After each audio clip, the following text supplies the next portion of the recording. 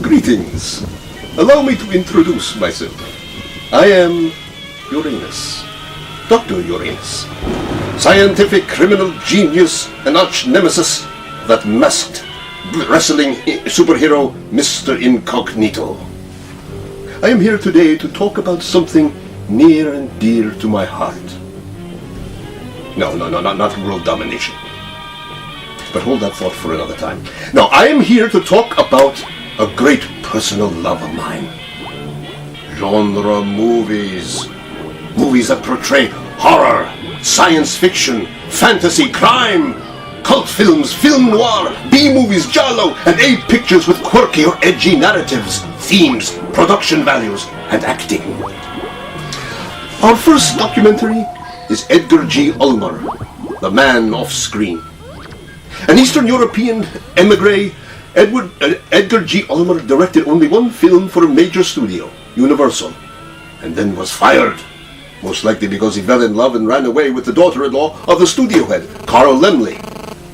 For the rest of his career, Ulmer was relegated to directing low-budget independents, B-pictures for the Poverty Road studio PRC, and cheap productions for European companies. Like a number of his contemporaries, Ulmer's work is now getting serious re-evaluation. I recommend two of Ulmer's films. First, The Black Cat, the one he made at Universal, starring Boris Karloff and Bela Lugosi, and tells a tale of Satanism and revenge. The second is Detour, which he directed at PRC and is about a man making a cross-country journey to join his girlfriend, only to have the journey take some unexpected and deadly turns. It stars the excellent Tom Neal and the extraordinary Anne Savage. A bonus on this DVD is one of Ulmer's lesser-known films, Isle of Forgotten Sins. And remember, the world has not seen the end of Uranus.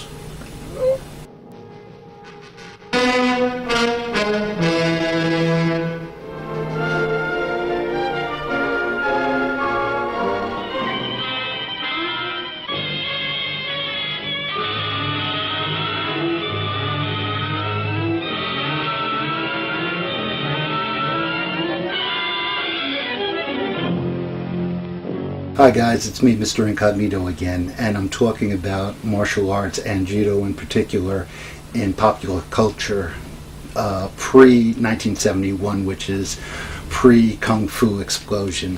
What I'm holding in front of me right now is a copy of Special War Stories number 4.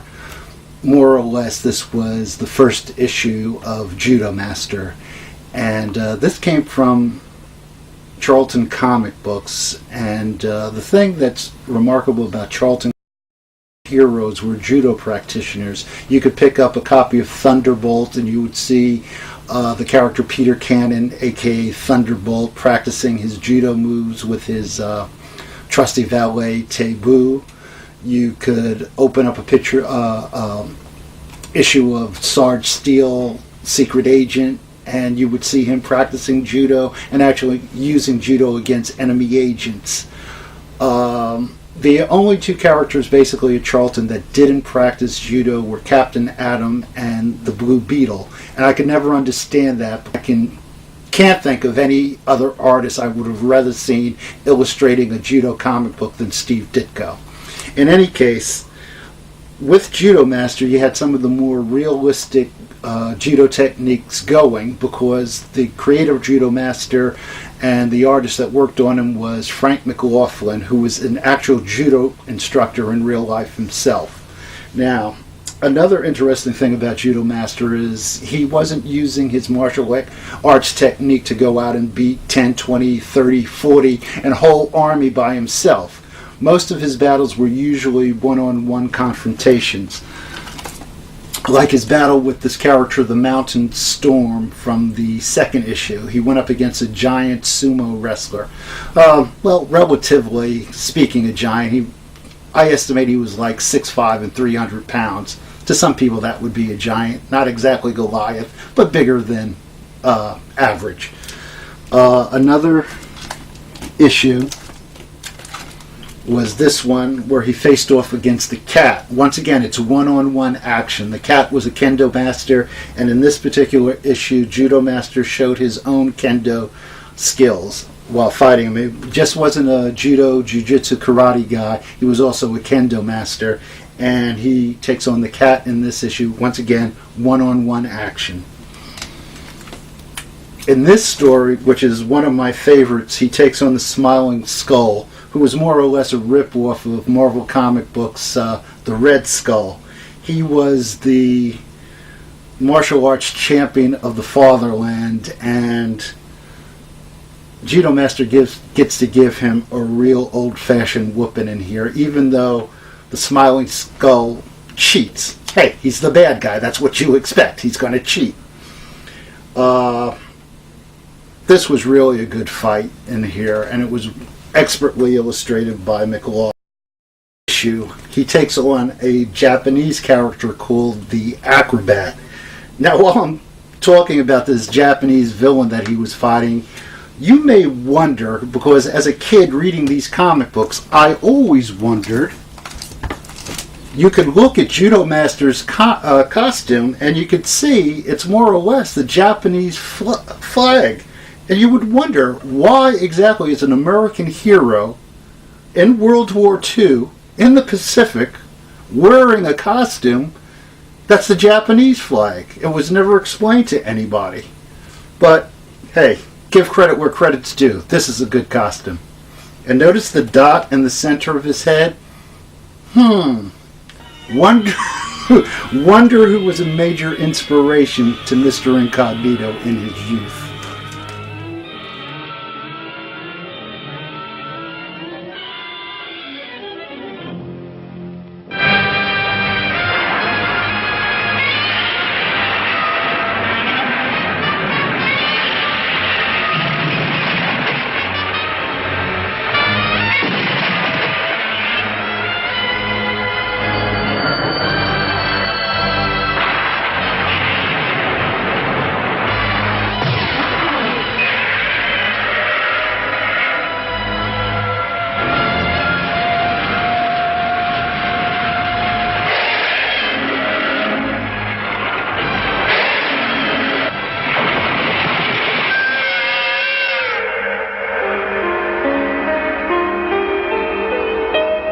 I would say nobody has anything to fear from us.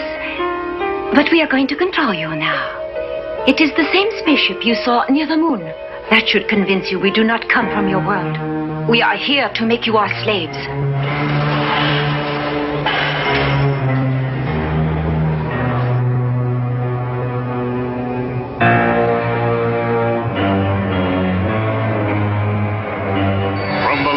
And arsenals of all civilized nations, the most powerful, the newest, the most devastating of weapons, blast into action in their effort to destroy all monsters.